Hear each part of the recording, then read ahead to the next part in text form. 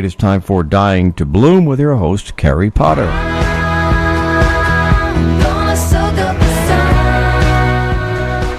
Good morning. This is Carrie Potter. Welcome to Dying to Bloom, a monthly show that reminds you to bloom in life, reconnect with who you really are, and experience life, yet also flipping the coin and reminding you to think about how death and the way you want to leave this world, how it will impact the environment, and how, as a whole, our cultural choices impact this earth and its sustainability. Does our common practices make sense? Dying to Bloom is about encouraging green burial choices. Choosing a green cemetery is my favorite option, and I ask you to visit the Rockland Community Foundation at rocklandgives.org to make a tax-deductible donation to the Green Cemetery Fund and help bring a land conservation green cemetery to our area. Now, today's show, I think, will be a little fun, and your phone calls are welcome. Although I think a natural green burial in a land conservation cemetery is the way to go, there are many different and unusual ways to recycle yourself. And to discuss them with us today, we have here in the studio Jeff Lewis, who is from Group M PR and Marketing, located here in Rockland County. Jeff has hosted the Raymore and Flanagan News Hour and helps us out here at the radio station on occasion. Good morning, Jeff. Good morning, Carrie. Thanks for having me. Thanks for coming in. Oh, my pleasure. Now, it was Earth Day yesterday, and some of these burial options that I'm going to discuss today are eco-friendly, and really trying to get you to think about, again, the process, what we currently practice. And for anyone out there who has recently lost a loved one, my condolences to you, and I certainly do not mean to be disrespectful to anyone by discussing this topic. And my parents have passed, and I did choose to have them embalmed. It was many years ago, and at the time I wasn't aware of the choices. So that's what this show is about, just to kind of stimulate a little more thought about our current practices and whether it's something we should be changing. And there tends to be a movement right now where people are becoming a little more aware of the environmental impact of our burial choices. Just like in anything else, where we've become more aware of recycling in plastic bottles versus glass, and recycling newspapers and all sorts of things. Recycling can be applicable to anything, and in this case, into burials, sure. Now, most people that when I approach them and talk about green burial choices, a lot of them will say to me, well, I'm going to be cremated. And yes, cremation is a great option, and we are going to discuss that on a future Dying to Bloom show. But there is another type of cremation, and that's number one on the list of different types of burial options that I'd like to discuss today. Before we get started then, since we do have a phone call, we'll go right to the phone lines. Good morning, you're on Dying to Bloom. Yeah, good morning. I'd like to share something with you very quickly. Most recently, a close friend had a parent that died and left a will that wanted to be cremated. So they didn't have any immediate family. They asked me to help them out. And I went and we talked to the funeral director, and this was up in Poughkeepsie. So since they were going to have the remains cremated, I listened to the funeral director, and he was pulling this person, a close friend, into getting the body embalmed, the remains, buying an expensive casket, the whole Megillah. And I said, wait a minute, we're going to burn the remains. Why bother to embalm? Well, the state says, this, and that. I said, wait a minute. The state says you put the body on ice when you get it, and then you could leave that possibly out for a short duration of time and then close the casket and leave a picture. So let's do away with the embalming, which is like upwards of $800. And then you're going to burn the casket. Why buy an expensive casket?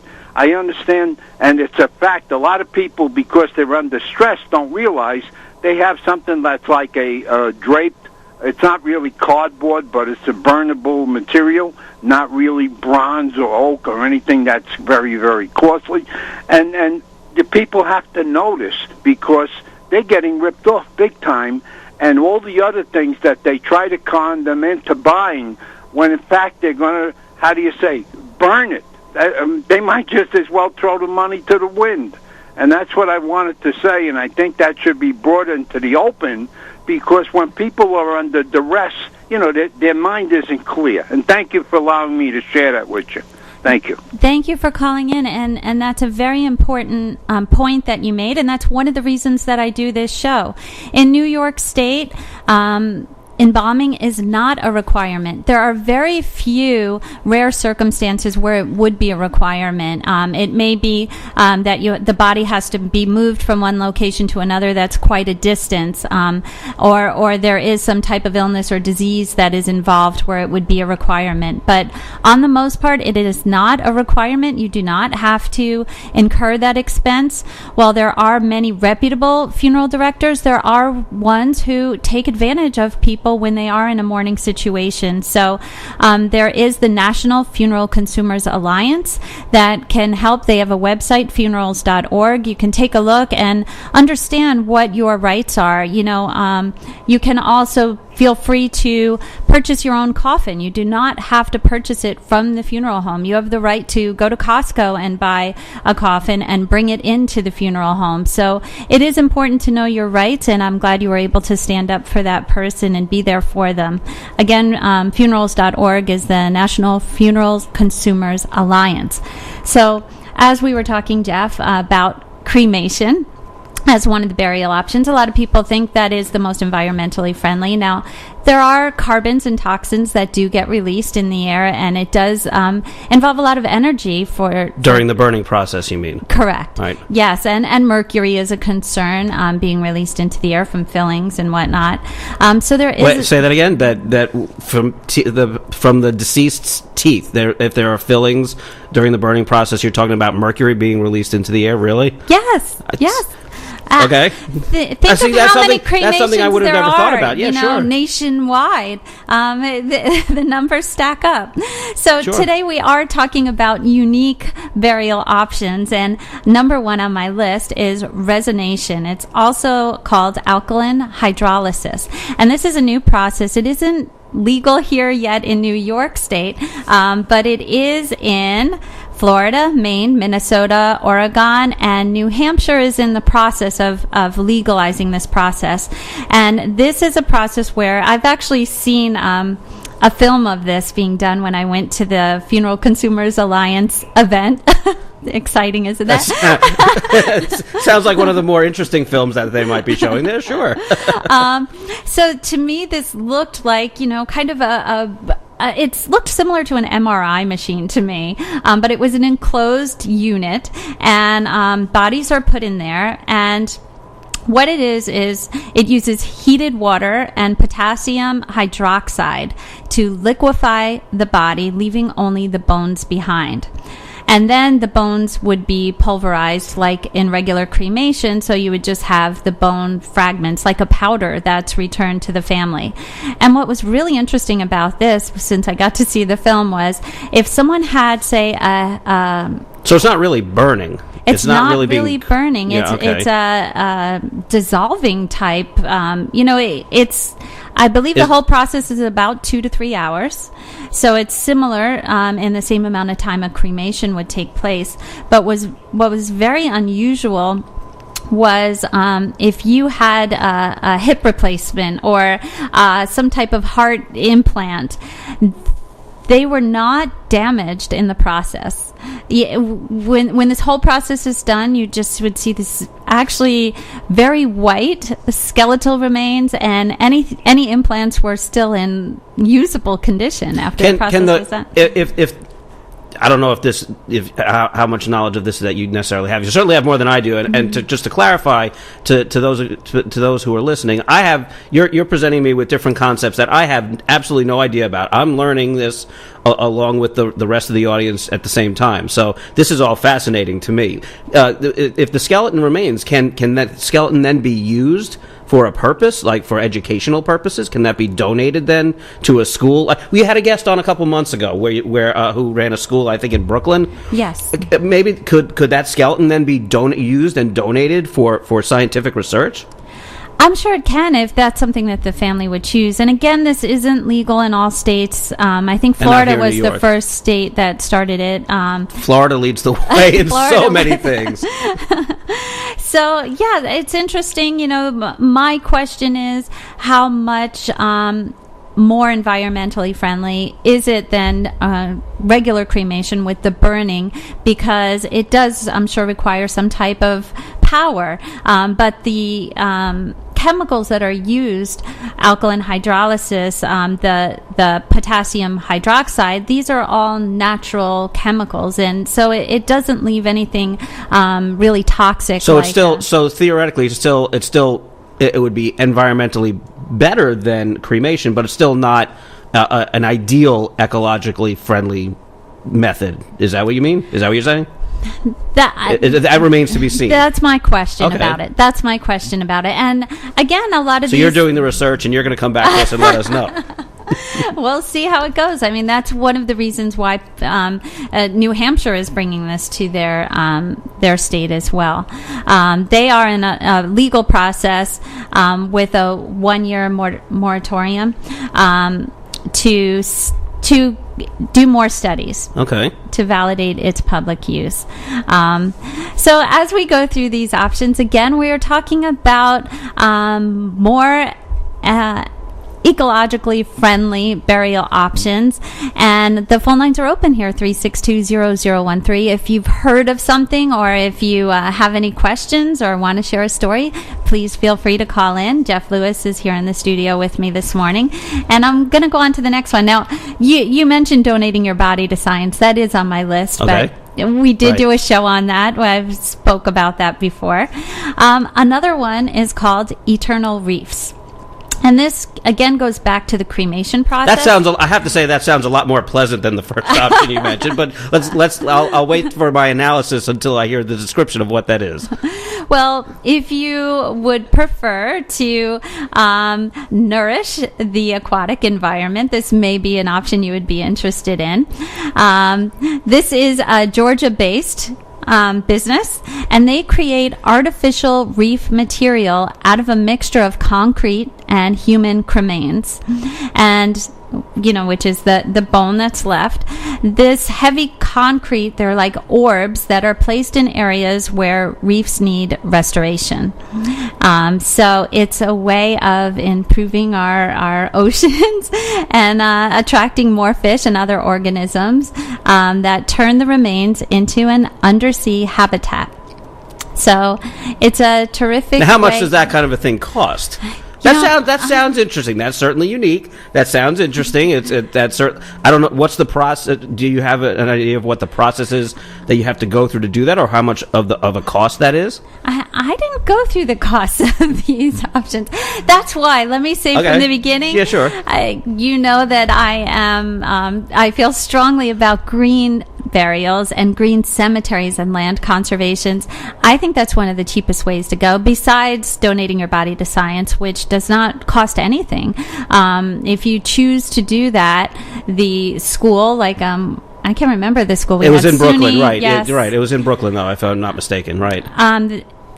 They will pick up the body for you, store it, have it utilized for their medical students, and return the cremated remains to your family. So without cost. So that's the cheapest way to go if that's what you're looking for. And that's not necessarily what you're looking at in your goal to bring when you support the ecologically friendly green cemeteries. You're not necessarily looking at cost. You're looking at the reason why you're doing it is because of the eco-friendliness of it. But for those of us who are out there, including myself, who are looking for different options, and we want to do what's right to the best of our means, at some point, we can listen to the rest of the show and take everything you've told us and do our own research and figure out, maybe being part of the Great Barrier Reef would cost, $1,000 more than being buried in a green cemetery in Rockland County, but it might be worth it depending upon how we feel at the time. So sure, that sounds like it's a different, unique option. Sure. And like the gentleman who called in reminded us, you do not need to go through the embalming process. That our current practices of embalming, buying a fancy hardwood coffin from the funeral director, buying the cemetery plot, needing the cement casing that's sometimes required at the cemetery. That's not required by law, by the way. That may be a requirement of the cemetery. Can lead to $10,000 for an average funeral. So I don't know what the eternal wreaths cost, but you can skip the embalming process if you're going to be cremated for that purpose. So let's move on anyway. Okay. A more unique. There's something more unique than that? More unique. I hope I'm saying this right. Cryonics. Cryonics, okay. Does that look right? Cryonics? All right, let me see that. Yeah, that looks like cryonics, sure. All right, cryonics. That sounds sciencey, space future-y kind of thing. What's that all about? Well, that is the process of freezing a person's body in the hopes that later medical science will make it possible to revive them. Oh, so like Walt Disney and was it Ted Williams, I think? Yeah, right? Isn't that Personality and memory intact. Despite the numerous barriers to this, including the toxicity of chemicals used in an attempt to prevent damage to the cells from freezing, advocates have promoted cryonics since the late 60s, according to the Cryonics Institute, and there were just over 200 people in cryonic storage. This is a little old, but as of August 2011. So but has anything been done with any of the people who have been cryonicked? Is that a word? I don't even know. I think that would be in the headlines if they were able to actually do this process, right? But talk about price. You would think. Prices vary depending on the procedure, preservation company, and payment plan, but it can range as high as $200,000 for whole body preservation. But if you don't want to spend that much money, you do have the option to be a cost cutter and have the head only preserved for around $80,000. Wasn't that what Ted Williams did? Wasn't that? Is it? It was a horrible story, and we don't have time to get into it now. I don't know all the details. But if you Google the Ted Williams situation, he had a terrible thing happen to him, and his children were fighting over what to do with him or what not to do with him, and it was just a horrible thing. If you Google it, you'll find out more of the story. But I don't remember whether the Walt Disney thing was actually real or not, or that was rumor. But I know Walt Disney is always the one that comes up first when you start thinking about cryogenics or cryonics in that kind of a case. I don't know, $200,000 to see if I'm worthwhile in 200 years. I don't know if that's worth it. For me personally, I don't know. To be revived, I really don't think I would want that. I mean, once I'm gone, let me go. How much more eco-friendly can that possibly be than any other method there now? I can't see it that it's much more. If you're going to keep me frozen for 200 years, whatever it is, there's got to be something, running that is causing some damage to the earth to keep that going. No, I would think so. Hey, I just figured it was something unusual that I didn't think most people know was even an option. I'm not saying don't bring it up. I'm just saying, I'm going to cross that one off my checklist as things to research. Thank you very much. 362-0013 is our call-in number here at Dying to Bloom. I'm Carrie Potter. I have Jeff Lewis here in the studio, and again, we're discussing unusual burial options. If you have any questions or if you have anything unusual you've heard of, please call in and share it with us. So if cryonics sounds too expensive, there is another option, Jeff Lewis. If you'd still like the afterlife of sci-fi, because you were kind of talking about that, you can have some of your ashes shot into space. So your cremated remains will hitch a ride on a rocket already headed for the stars. See, that to me sounds awesome. Yes? That to me sounds awesome. However, I'd prefer, I think, if I were going to be hurtled into space, I'd want to be hurtled into space intact. Not after being cremated. Well, because I want whatever else is out there to find me, and then they can do whatever they need to do to fix me. Well, with this company that does this, Celestis Memorial Space Flights. What a great name. That is the company that offers this service. Because of the high cost of space flight, they only permit 1 to 7 grams of remains to be launched. So you can only have a small portion at this time. money talks. I'm sure there are companies that would be glad to accommodate anyone's You might have to wishes find for them the in right. some other country, but yeah, sure. Dedicated space lovers can have themselves launched to the moon or into deep space. Oh, that would be awesome. For $10,000 and $12,500. That's not awesome. That's too much money. But to be able to say that you're floating around in space, or that you're on the moon or Mars or wherever, there's something appealing about that. Sure, I like it. All right. Number 5 on the list. Thumbs up on that one. Thumbs up on that one. Plastination. Plastination. That sounds horrific, but go ahead. Involves preserving the body in a semi-recognizable form invented by an anatomist. Semi-recognizable. Gunther von Hagens. Plastination is used in medical schools to preserve organ specimens for education, but this gentleman decided to take the process one step further and create exhibits of plastinated bodies. They're they're posed as if frozen in the midst of their everyday activities, according to the Institute for Plastination. Thousands have signed up to donate their bodies for education and display. Didn't they? There was an art exhibit similar to that. No, that came around into the New York City area not long ago, where they were they were victims of murders or something, or was that it? Or they were just people who had passed I think and their it is bodies called were Bodies. Is it Bodies? right? World I think of Bodies. Yes, it is an exhibit in New York City. I've been interested in wanting to go there, but I haven't made it there as of yet. It's different. Yeah. Okay. It is different. Okay. We could take a tour there and record our individual reactions to it for a future show. Along the same I'm not line sure here, I would do that, but okay, some people want to, sure. All right, so far we've had the cryonics, the space burial, plastination. I'm an enthusiastic thumbs up on the space burial. The resonation. Cost aside, yeah, sure. Green reef, cemeteries the reef, sounding. green cemeteries. I like the idea of that, absolutely. The reef sounds pretty cool too. How about freeze drying? How's that different from cryonics? It's called promession. Promession. This was invented by a Swedish marine biologist, Suzanne Wee Mosak, and it involves freeze drying the body with liquid nitrogen before subjecting the now brittle remains to a short burst of vibration that reduces it to a powder. So after freeze drying, the remains are placed in a biodegradable coffin, which is then buried in a shallow grave, and it turns into soil less than a year. So the concept behind this, I guess, is to preserve the nutrients. And that's similar to what a green cemetery is all about. But is that what? Okay, so that's what would happen when what is it? The nitro, whatever it is. What did you say?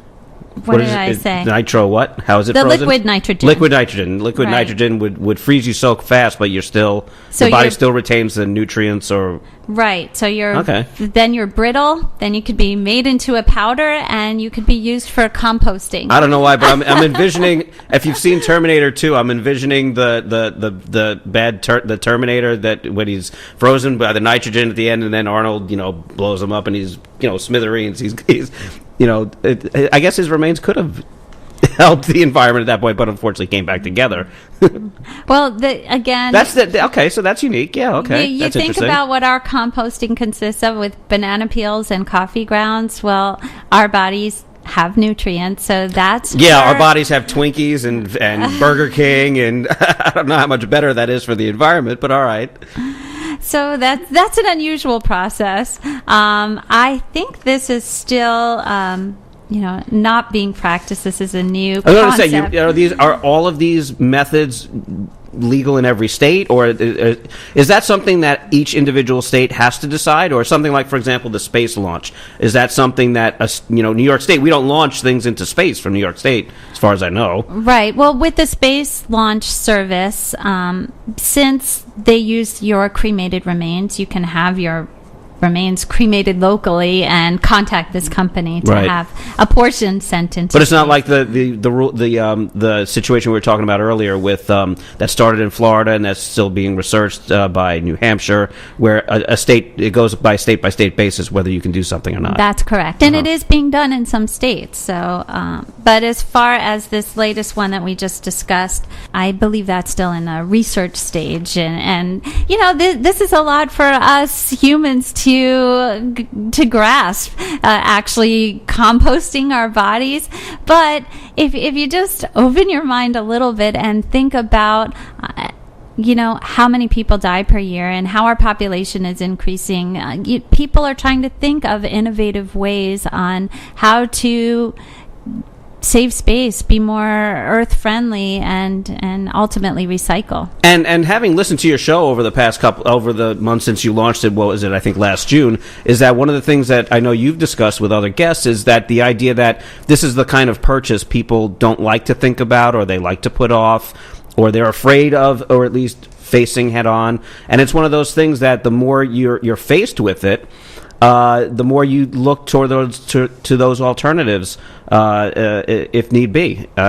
Just because you did something one way 50 years ago doesn't mean that's the way it always necessarily needs to be done. But this is one of those things that, you know, when you go to buy a car, you know, it's a process and you do it, and it's pretty much been done the same way all the time. But, you know, but you do it anyway because you need the car. But if you're going to buy a coffin for yourself, that's something that not many people look to want to do, but it's something that they should be doing. And looking into these different alternatives, like being blasted into space or frozen or part of a reef, that sort of a thing, as an alternative. Sure. We are coming towards the close of the end of the show, so I just want to give the phone number one more time in case you have any comments, opinions, or anything to offer in on the conversation here, 845-362-0013. And I just want to follow up with one more, which there are many, Jeff. We could make this a two-part series, but Funeral Diamonds, services that can take your cremated remains, the cremated remains, and make them into paperweights, bowls, vases, plates, ornaments, jewelry. So there are these companies out there. If you have a relative who's passed away and you've been holding on to those ashes in your house, not knowing exactly what to do with them, you can go on the internet and look at the variety of options. I actually saw one of the bowls that were made from someone's cremated remains. It was a glass swirl type bowl, and it was absolutely beautiful. And I think I would rather have that sit out on my dining room table. Yes. Than an urn? Yes. I know my grandfather, he passed away a long time ago, but I know when I was much younger, he had always talked about the idea of if he were to pass away and never got the chance to see the Grand Canyon, he wanted to be cremated and then have his ashes sprinkled into the Grand Canyon, and it's as if he would have visited the Grand Canyon. Thankfully, he got to see the Grand Canyon, so we didn't have to do that. But yeah, there's, besides turning your body into a work of art, I suppose that there are people who do things like that too. You know, scatter their ashes over the Pacific Ocean or something like that. And there's more. Like I said, there are so many more options out there. One of the ones that I also... Who does those things, though? Makes the jewelry or makes a vase? Are there companies out there that do that? Or is that... Like, you can't walk into Zales and say, hey, I've got this, what can you do for me? You know, right? I don't suppose you can. Right. There are... By the way, that's a free marketing idea for you folks at Zales if you're listening. There are businesses that specialize in this. One of the ones I found on the internet is a studio located on the Oregon coast. I'm checking to see if I know the name of it. But there are companies that do that, yes. and advertise that they'll do things like that. Right. Our professional artists take pride and loving care in creating your memorial. Our studio is located in the beautiful Oregon coast, and... There's a business right for now everything. You can have free shipping. So. Sold. Free shipping. We'll have to see if they would consider sponsoring the Dying to Bloom absolutely. show. Of course they would be. Why shouldn't they? And some more earth-friendly options, which I do not have the name for these products, but I've seen them out there. There's actually a product that you can blend your cremated remains with a seed to a tree, or and plant that tree in your yard, and apparently the remains actually help the tree to grow and actually kind of indirectly become part of the tree. There was one that I had seen recently where it didn't involve cremated remains, but it involved the actual corpse itself being buried with a tree. No? Was that what? Yes, that was very unusual. What's that as well. called? That's a company in France. I can't think of the name of it. It was a company in France, but like an ecopod, I think they called it, right? Yes, you're right. It was the ecopods where the entire corpse is buried with a tree, and as the body rots in the ground, but it feeds the tree and it feeds the earth around it. That'd be cool. That's different. It is unique, and kudos to creative people who are out there coming up with these ideas just to try and help us to find a better way. And again, this show is to help you just think about your burial choices. Is it really our current practices? Are they really the right way to go as far as our children and our future and the environment? And Jeff Lewis, thank you for coming in today to discuss my pleasure. this. Thank you for having me. And if you've got something out there you need marketed, whether it's a death industry product or not, we can help you do that too. Thank you. And again, here at Dying to Bloom, before we close the show, I always like to remind you, while you are thinking about the inevitable, take that thought and make sure you live life to your fullest. And go out, enjoy today, enjoy the spring, experience life, and join us on the next Dying to Bloom. I'm Carrie Potter. Soak up the sun.